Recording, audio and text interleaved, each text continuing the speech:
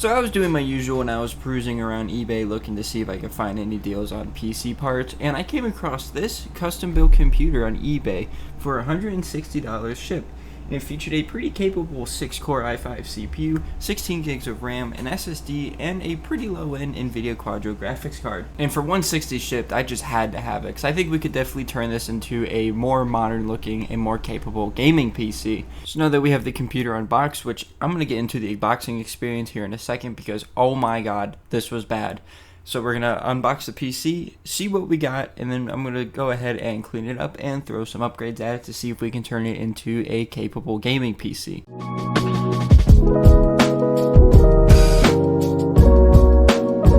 So when I unboxed this PC, I was so in shock at the amount of packing peanuts that they put in this thing. So I'm getting ready to unpack this, and look at how many packing peanuts are in here. Like, I can make a snow angel out of all of this. Can we just, like, abolish packing peanuts or something? Like, they don't do anything bad for the environment, and, like, just... Literally half of the box is just full of packing peanuts. Like, oh my god, and a piece of foam at the bottom. Packing peanuts so much. And they just had to basically fill up the entire box with them. They don't even do anything, really. Like, it's just so... Whoa, what is this? Oh, hold on. Oh, they gave me a power cord. Oh, that's nice. Too bad it's covered in packing peanut pieces. Now, even though that this computer was packed up like Fort Knox, this is just incredible how much packing material they use. But despite all that, listen to the noises this thing makes when I pick it up. Something came very loose inside of there. So this is gonna get really interesting. I don't know why they shrink wrapped it, but I hope the cooler didn't fall off, because that would be real bad if that happened. Let's see. Yep, it was the cooler. Yep, there it is. You know, the push pins don't look broken. I wonder if maybe it just wasn't installed properly. And what in the world is going on down here in the bottom of the case? Is that like water staining? No, it's dust. Ew. Okay. So,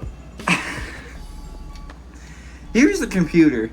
Now, there's a couple things that might be piquing your interest. The first, I know, for me at least, what is this? I saw this in the eBay pictures. It wasn't listed or described as what it was, but like, I don't know, those are the ports on the back. And there's nothing listed as to what all of this did. So maybe this is worth something. But as you can see underneath our CPU cooler that wasn't attached correctly, we have our CPU, the i5 9400, if you can't really see it. And then we also have 16 gigs of DDR4 RAM. It's actually a pretty nice looking OLED kit.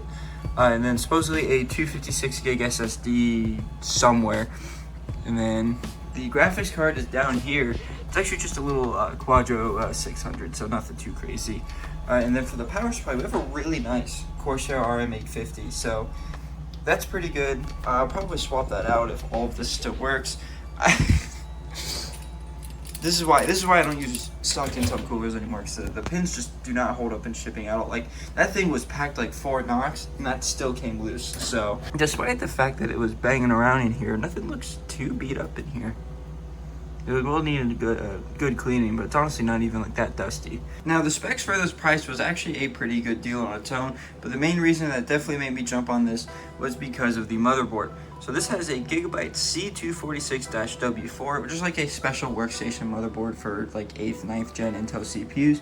And this motherboard on its own can sell for almost as much as what I paid for this whole system. So I am going to case swap it. I have a different motherboard ordered on the way. It's a ATX one as well.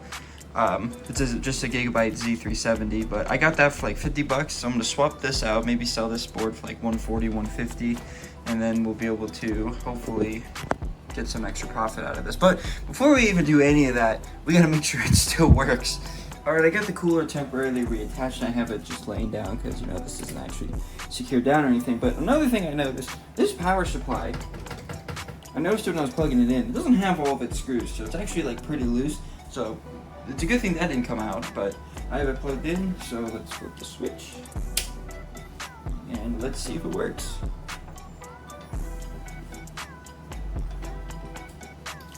came right to life. So supposedly this has a 256 gig SSD. I don't know if it's gonna have Windows on it or not. No, it doesn't. Wow, that is an old looking BIOS. Jeez. So nice. So we do have our 16 gigs of RAM. That's actually kind of cool that it's updating the frequency in like real time. It's missing the case screws, by the way. Oh yeah, there's our Lexar drive. Nice. So it is SATA. I don't know why I thought it was NVMe. I don't know if it was listed as an NVMe. I haven't actually looked back at it, but at least everything back here looks in order. This will need a good cleaning. So now what I'm going to be doing is I'm going to be taking apart this PC, setting off aside all of the parts that we're going to be reusing for when we put the new PC together, and then I'm going to be also throwing in some upgrades alongside it. So for the upgrades, we have quite a few different upgrades here.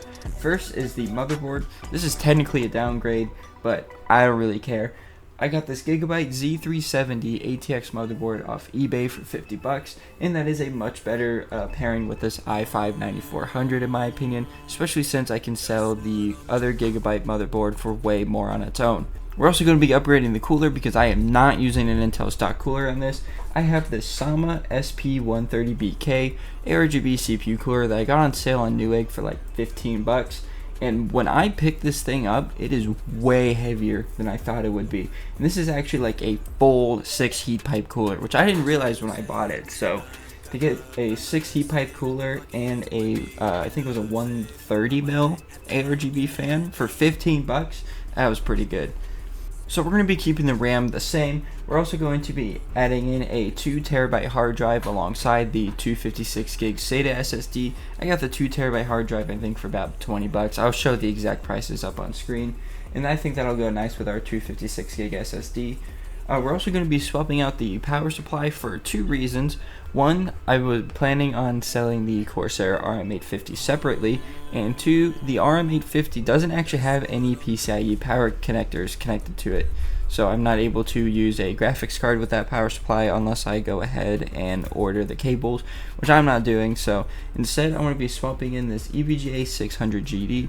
I got a bunch of these a while ago for around $40 to $45 each. And so I'm going to be using that, and then I'm hoping to sell the Corsair RM850 for around $60. Now finally, for the graphics card, we have the Zotac RTX 2070 that I got off of eBay for $150 shipped. It's a very capable 1080p gaming GPU, despite the fact that it is now like 2 or 3 generations out of date, and they can trade blows with an RTX 3060 12 gig. Now for the case that we're going to be putting all this new stuff into, it is the Cougar Duo Face. This case I got for $65 on Newegg, and it's a decent looking case in my opinion. It comes with 3 RGB fans and a little hub, and it comes with a interchangeable front panel that allows you to change from mesh to glass. So now that I have all of the parts that we're going to be reusing transferred over, let's go ahead and build this brand new gaming PC. Oh my god, this is so stupid.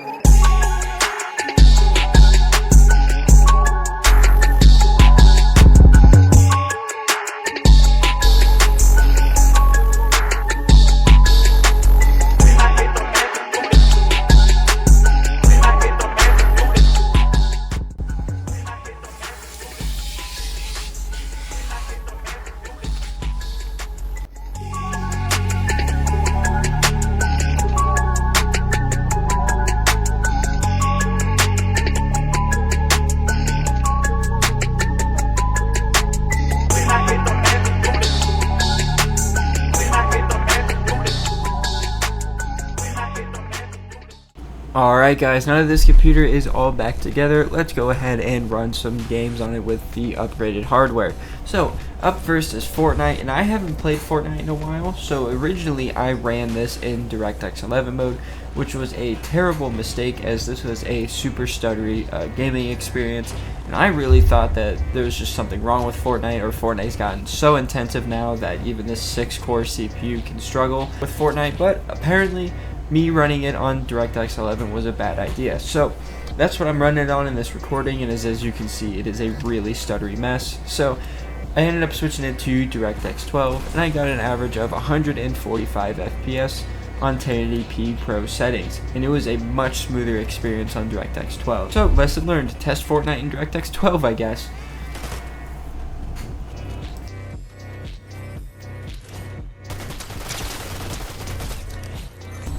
Next up is GTA 5, and at 1080p normal settings in GTA Online, we got an average of 111 FPS. This was a pretty smooth experience, and honestly, I bet if you were playing the story mode, you'd probably get more FPS, but 111 FPS at 1080p medium is perfectly playable.